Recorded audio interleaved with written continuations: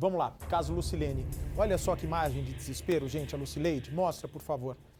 A Lucileide, quando ela descobre o lugar que teria sido a última morada da irmã dela, tão amada. Exatamente aí, debaixo dessa ponte, teria sido visto o corpo da Lucilene. A informação foi levada à polícia. Mas para a família, o que esse pescador está dizendo é muito sério. E para a família, eles têm certeza que o pescador está falando a verdade. E buscas podem ser retomadas exatamente nesse local. Olha, Lucileide, eu me coloco no seu lugar, minha solidariedade. Eu sei que vocês sabem já que dificilmente a Lucilene vai reaparecer viva, mas que pelo menos a gente consiga o corpo da sua irmã amada, a irmã da Márcia, tia da tia da Gisele, da amiga querida da Bruna, para que vocês possam fazer pelo menos um enterro digno e ter o que contar para a neta dela, né? A netinha vai crescer, precisa saber o que aconteceu de verdade e que a alma vai poder finalmente descansar em paz. Põe a reportagem no ar, por favor. A revelação do pescador. Aí eu vi que boiou o corpo ali, só que o corpo estava em pé. Ele boiava assim, e o cabelo ficava para trás, sabe? Assim. Veio, boiou ali, aí eu saí correndo. Quando eu estava mais ou menos naquele rumo, eu vi que ela boiou ali de novo. Os detalhes são assustadores. Acho que batia no chão, da forma que tinha peso no pé. E aqui, esse pedaço aí, o rio é mais fundo, mas esse pedaço aqui é um pouco mais raso. Então ela batia, o corpo batia assim e voltava, sabe? Batia, andava 6, 7 metros e voltava, batia e voltava. E foi descendo assim. O rio Mogi Guaçu passa pelo mesmo matagal onde a polícia fez buscas por Lucilene. Segundo a investigação, foi aqui onde o celular de Vanderlei emitiu um sinal. Nós voltamos aqui nessa região de mata, às margens do rio Mogi, para poder mostrar para vocês o local por onde esse corpo que esse pescador viu teria passado.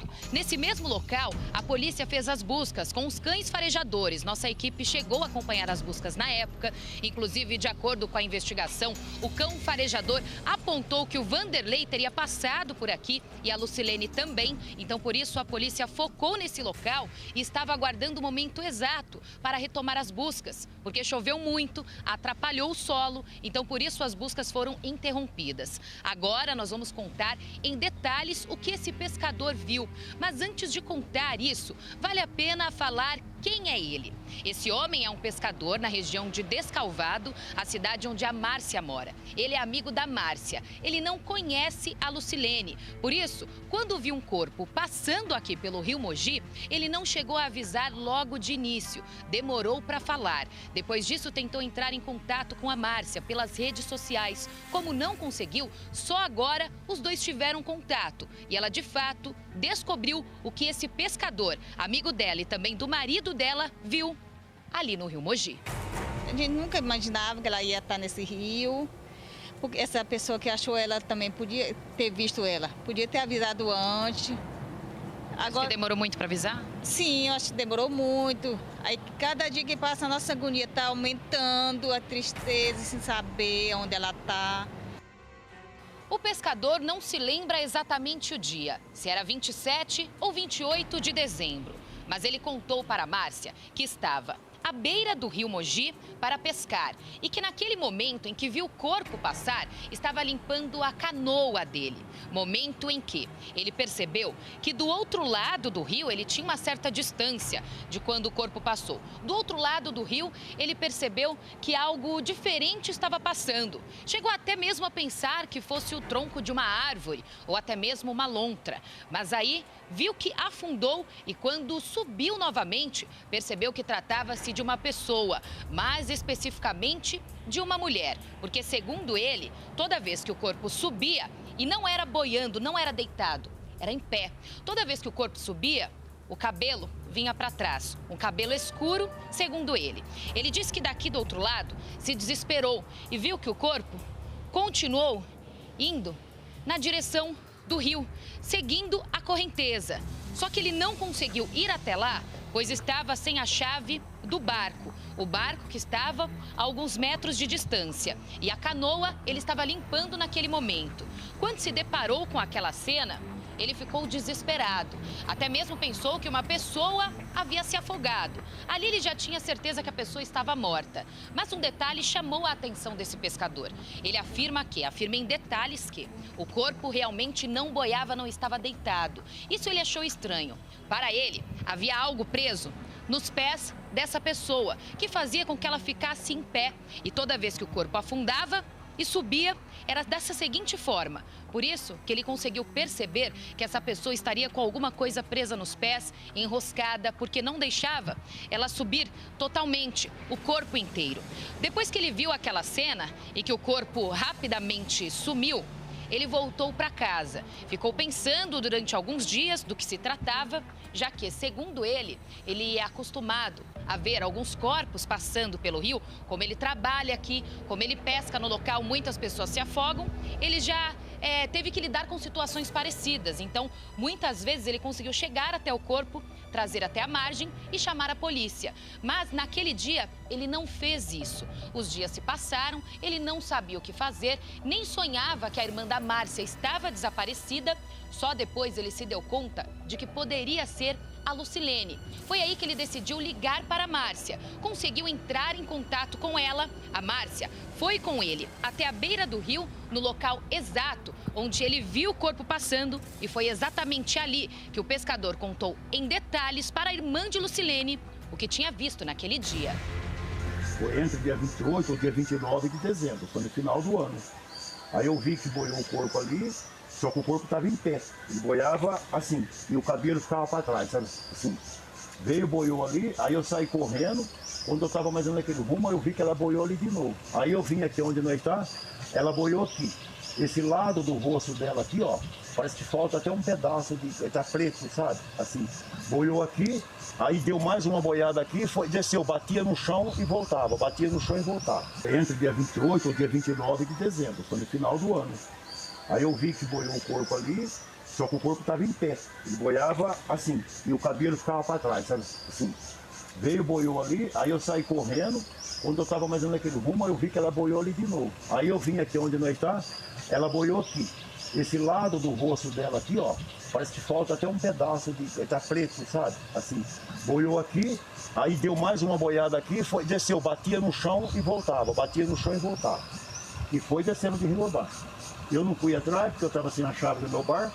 Você entendeu? Entendi. E eu moro longe lá em cima, né? Então o corpo desceu, o rio estava enchendo. E foi isso que aconteceu. Cabelo grande, preto, ela boiava e a hora que ela afundava o cabelo ficava para trás, sabe? Aí a hora que eu vi o rosto dela mesmo assim do lado dessa mulher, eu não sei se é sua irmã, mas é uma mulher. Eu tava aqui nesse rumo aqui, o rosto assim preto, sabe? Esse lado aqui, preto. E parece que faltava até um pedaço, sei lá, alguma coisa. O senhor me falou que como ela estivesse com peso no pé. Porque boiava em pé, né? Ela boiava assim, em pé, né? Não boiava assim, esticada. Entendi. Entendeu? Então é isso que eu falo. É a informação que eu tenho que falar para você, mas só que não é de agora. Isso foi no final do ano passado. O seu filho me informou que encontraram um corpo lá na balsa. Ele que tem amizade lá no Rincão, né? Rincão. E parece que encontraram um corpo lá embaixo, no Rincão. Agora precisava averiguar com os pescadores de baixo, né? Pra ver onde que tá esse corpo, onde que viram. Mas provavelmente é o corpo dessa mulher que desceu aqui. Com certeza. Ela acho que batia no chão, da forma que tinha peso no pé. E aqui, esse pedaço aí, o rio é mais fundo, mas esse pedaço aqui é um pouco mais raso. Então ela batia, o corpo batia assim e voltava, sabe? Batia, andava 6, 7 metros e voltava, batia e voltava. E foi descendo assim. Aí eu cheguei em casa, comentei até com a minha esposa, falei, nossa, desceu um corpo de uma mulher morta aí no rio, né? Mas ficou por isso. Agora eu fiquei sabendo esses dias do seu caso, por isso que eu passei essa informação. Eu tenho amizade que você não estava sabendo, né? Então, passei por você essa informação. Este rio tem cerca de 500 quilômetros de extensão. Na época, nas buscas, houve uma série de transbordamentos. Agora, a situação parece mais próxima do normal. Lucileide ficou desesperada com as revelações do morador. Eu trouxe a Lucileide aqui às margens do rio Mogi Guaçu, porque para a família Essa notícia chegou como uma bomba, né, Lucileide? É que ninguém esperava esse negócio aí, foi uma coisa muito grave que a gente não esperava. A gente nunca imaginava que ela ia estar nesse rio. Porque essa pessoa que achou ela também podia ter visto ela, podia ter avisado antes. Agora, demorou muito para avisar? Sim, eu acho que demorou muito. Aí cada dia que passa a nossa agonia está aumentando, a tristeza sem saber onde ela está. Gente, mas se alguém vê ela nesse rio aí, gente, por favor, avisa a autoridade para a gente, pelo amor de Deus. Agora, de tanto tempo que passou, Lucileide, queria te perguntar uma coisa. Porque ele disse que viu o corpo passando. Pode vir aqui comigo. De tantos dias que já se passaram, porque foi lá pro dia 27, 28 de dezembro. Você acha que agora fica difícil encontrar, se for mesmo a sua irmã? E você, de fato, acredita que era a Lucilene ali? Passa pela sua cabeça que pode ser ela, sim? Pode ser ela, sim, mas eu espero que não, gente. Porque a gente ainda tem uma esperança de encontrar ela viva. A esperança nossa é encontrar ela viva.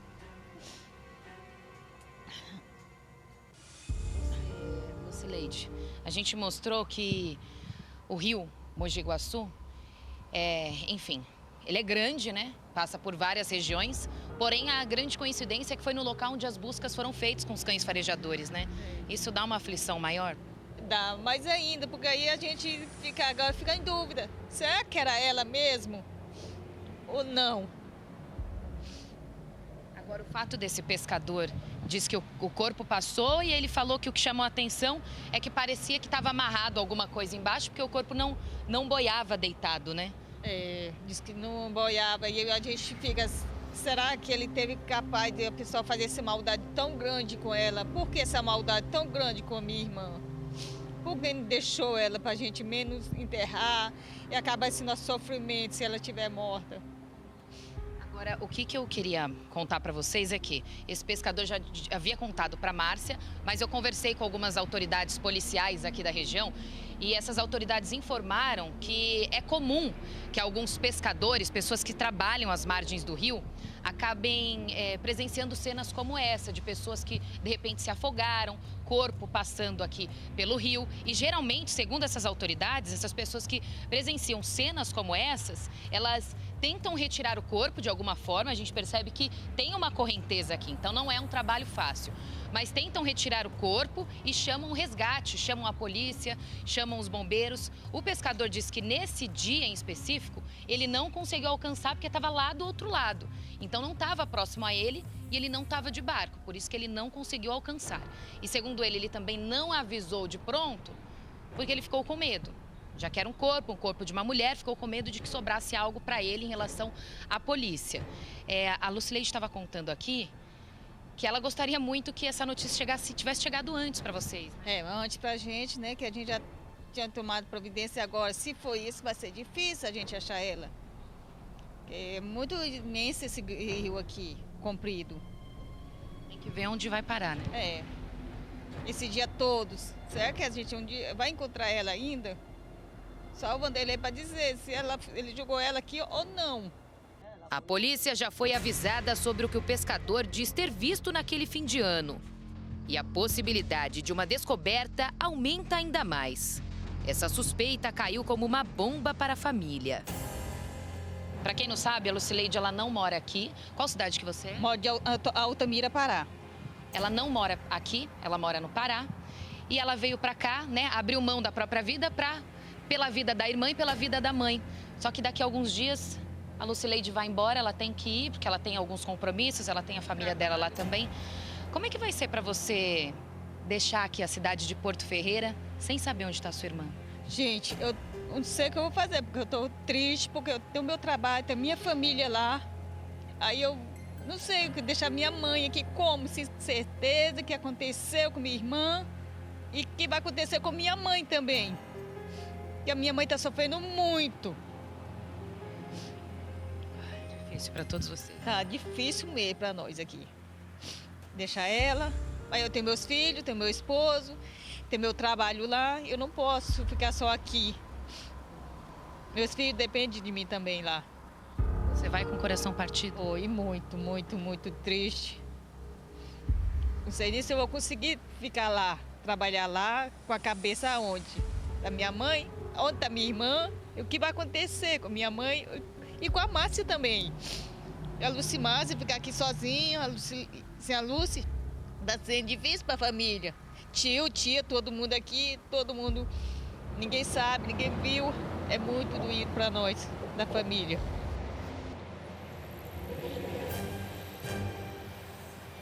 Apesar da suspeita de Vanderlei em outro crime a 900 quilômetros de Porto Ferreira, a defesa rebate. Há pontos que podem retirá-lo do envolvimento na morte da menina Amanda, de 15 anos.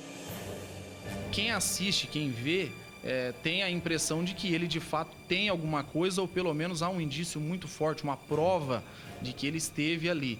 E quando eu conversei com ele, eu expus essa situação, expliquei a ele, ele de pronto aceitou fazer o exame, se for necessário, o quanto antes, inclusive a fornecer dados e prestar qualquer esclarecimento que fosse solicitado pela autoridade policial da cidade de Rio Verde, Goiás.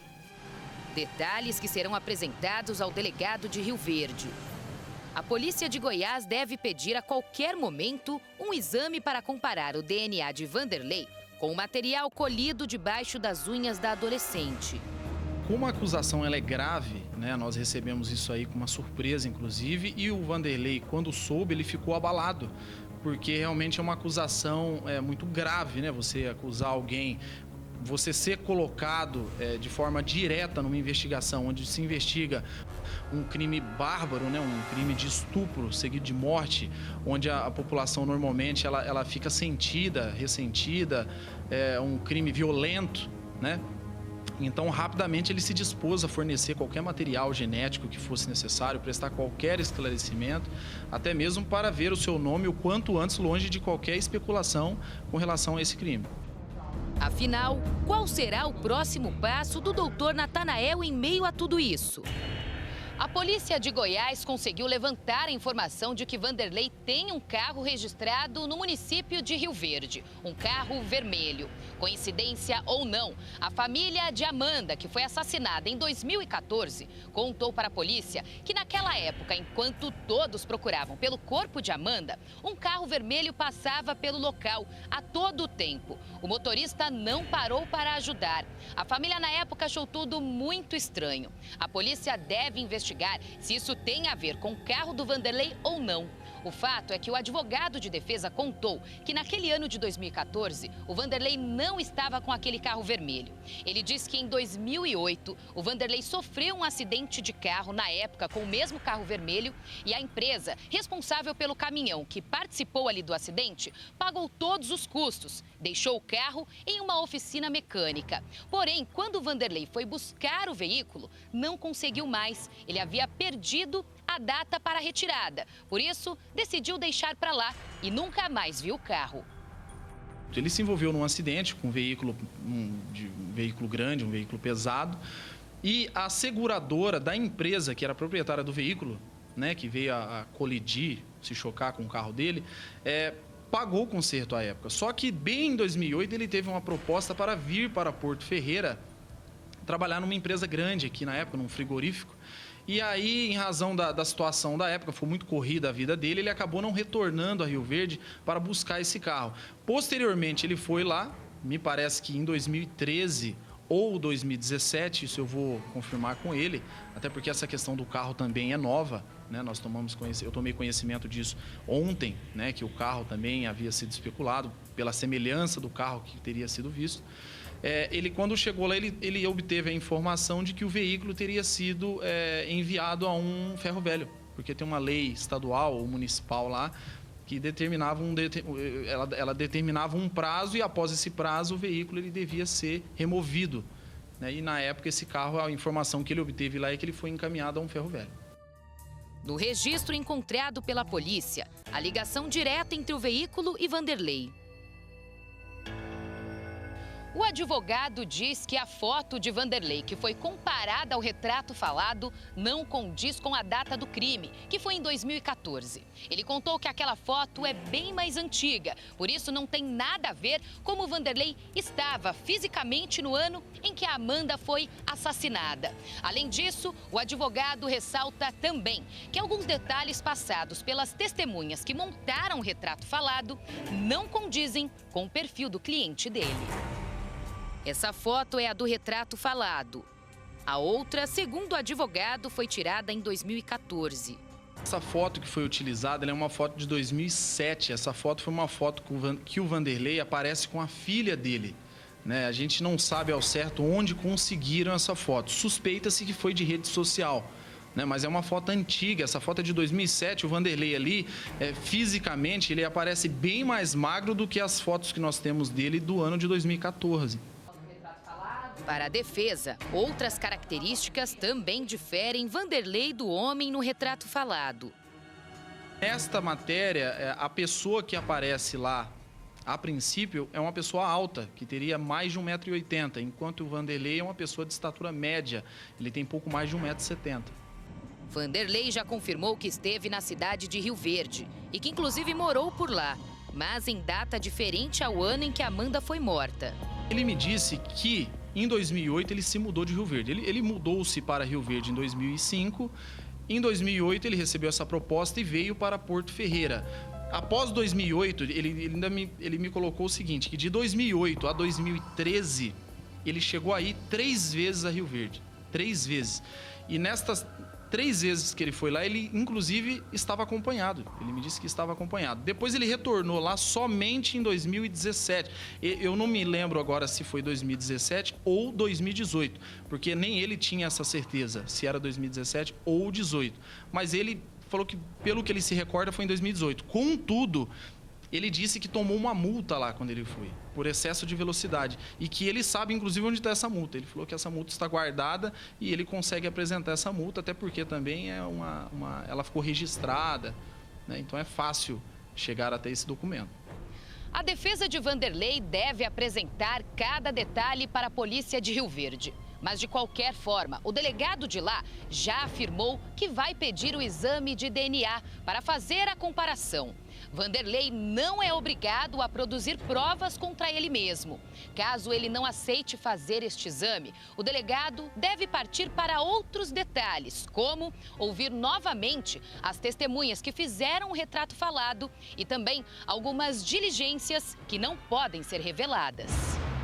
O que o Vanderlei fala em relação à ida dele até Rio Verde? Que ele costumava ir? Qual foi a última vez que ele foi? O que ele fala sobre isso? Olha, o Vanderlei, ele morou sim em Rio Verde, ele não nega isso. Ele, inclusive, me disse que rodou o Brasil inteiro. Então, ele teme que, de repente, comece a aparecer até outras coisas, já que isso aí é uma acusação, do ponto de vista técnico, leviana.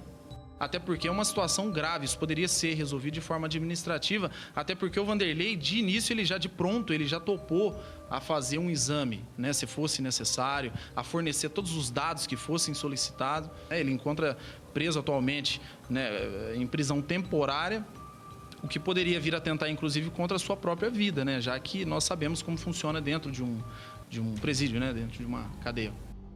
Os parentes de Vanderlei já avisaram o doutor Natanael que querem visitá-lo. Quanto à prova que a filha dele alegou ter, o advogado diz que não procede.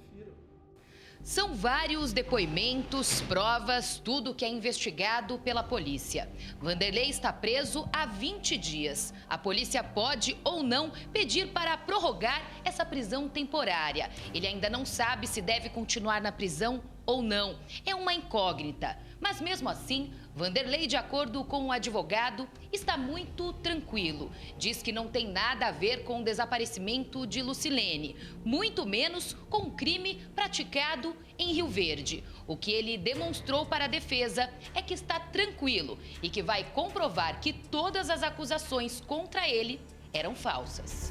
Ele não se encontra magro, abatido, pelo contrário, ele se encontra normal, com a consciência. Ele me pareceu muito à vontade e tranquilo, não com a situação de estar preso em si.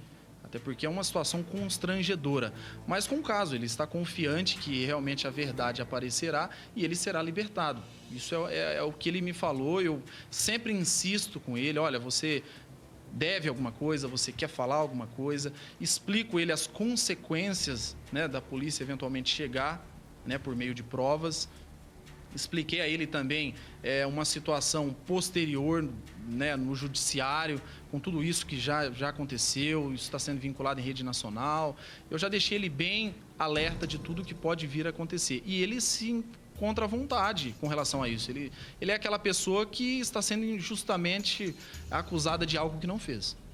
Para a família de Lucilene, diante de todas as provas e indícios desde o início das investigações, não há dúvidas até agora.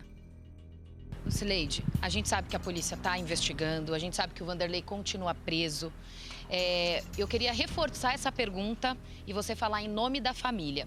Diante de todas as evidências, tudo que vem acontecido, vocês ainda têm plena certeza da culpa do Vanderlei? Sim, tudo ele. Se ela tá onde ela estiver, é culpa dele. Ele é o único culpado disso tudo. Não tem nenhuma dúvida.